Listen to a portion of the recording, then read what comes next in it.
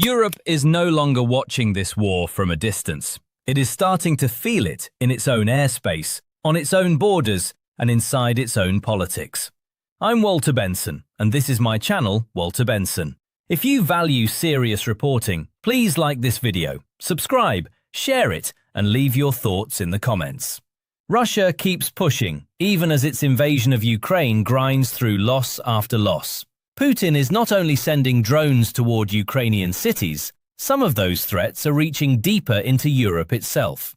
And now, after repeated warnings and too many violations, parts of Eastern Europe are signaling that enough is enough. Alliances are hardening, defense plans are accelerating, and the warning now aimed at the Kremlin is becoming more direct. Step back or face a stronger and more united Eastern Front than Russia expected.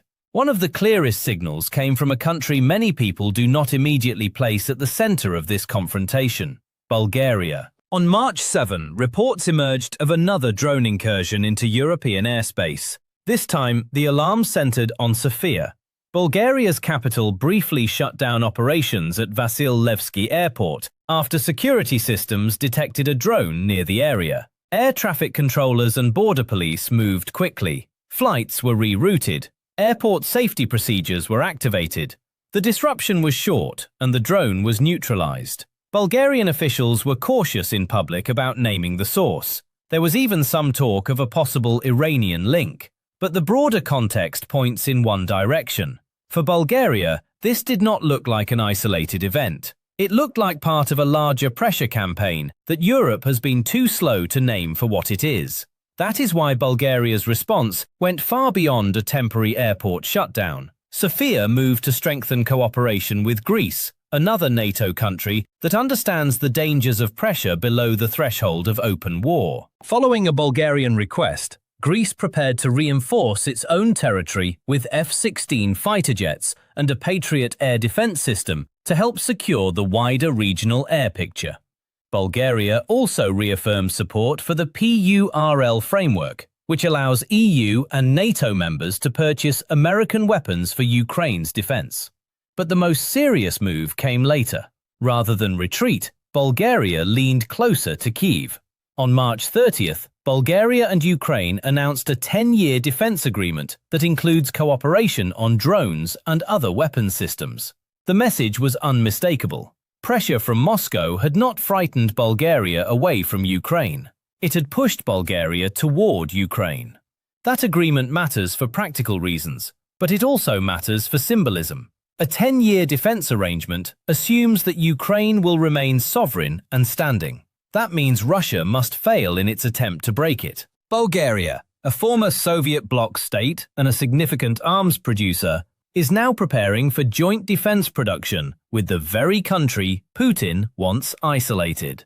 Government cooperation will deepen. Defense firms are expected to link up. Industrial planning will become more systematic on both Bulgarian and Ukrainian territory. Russia likely hoped that indirect intimidation would create hesitation, political division, and fear. Instead, it helped trigger the opposite response. Bulgaria has treated the pressure as proof that passivity is no longer safe. What happened near Sofia was not just a warning, it was a turning point, and across Eastern Europe, others are reaching the same conclusion. This is where the broader picture becomes impossible to ignore. What Bulgaria experienced is part of what analysts describe as a shadow war across Europe. Not a conventional invasion, not columns of tanks rolling west, but a systematic campaign of sabotage, surveillance, cyber operations, and controlled military provocations. Europe is no longer just the audience to Russia's war in Ukraine. It is increasingly one of the targets. The purpose is not always immediate military gain. Often, it is disruption, confusion, fear, political strain, institutional erosion. Russia appears to test how much instability it can create without triggering a full Western response. And that creates a serious mismatch. Traditional European deterrence assumes an opponent that weighs punishment against reward. But this kind of campaign often rewards initiative, deniability, and escalation. That makes each incident feel small on its own, even when the pattern is strategic. The first element of this strategy is proxies and infiltration. Across Europe, authorities have pointed to networks, intermediaries, sympathizers, and criminal actors linked in various ways to Russian interests. These networks are useful because they blur responsibility. A fire, a sabotage attempt, a recruitment effort, a surveillance cell. Each can be dismissed as local crime or isolated extremism, but together they create pressure inside targeted states. Reports from different European countries have described people allegedly working for Russian intelligence, plots tied to attacks, and suspicious acts against rail systems and other infrastructure. Estonia has warned of attempts to recruit local citizens. This is the logic of attrition: exhaust institutions, spread distrust, deepen social fractures. Bulgaria is not immune to that pressure either. Pro-Russian political factions inside the country are already criticizing the new defense relationship with Ukraine and trying to turn security into an electoral weapon. The second front runs under the water and through the energy and communication systems that keep Europe functioning. Undersea cables and energy links are difficult to protect fully, yet they are essential to both civilian life and military coordination. That makes them ideal targets for a power trying to create disruption without launching overt attacks. In the Gulf of Finland and across the Baltic Sea, incidents of suspected sabotage have raised alarm repeatedly. Cables have been cut or damaged. Vessels with unclear intentions have drawn attention near critical routes. And once again, the method is familiar. Operate in the grey zone. Stay just below the level that would make retaliation automatic. Plausible deniability is central to the tactic. Everyone suspects what is happening. Few cases produce the clean proof needed for a decisive response.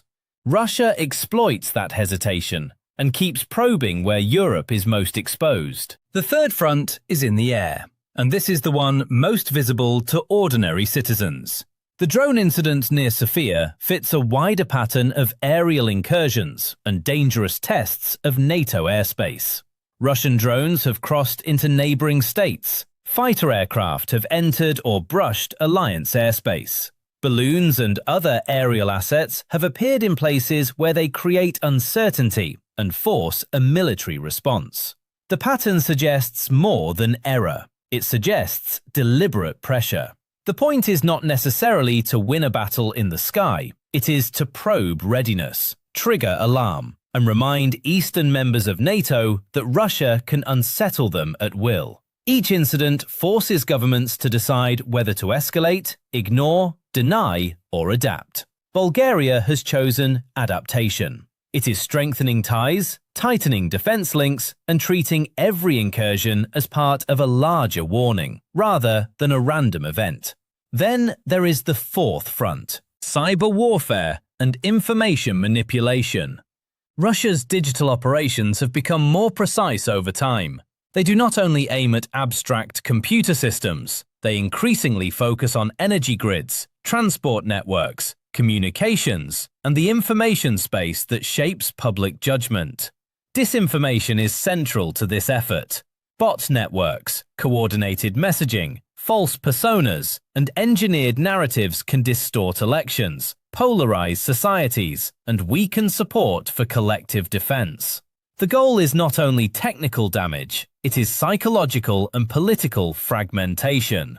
Ukraine, Germany, France, Moldova, and others have all faced this pressure in different forms.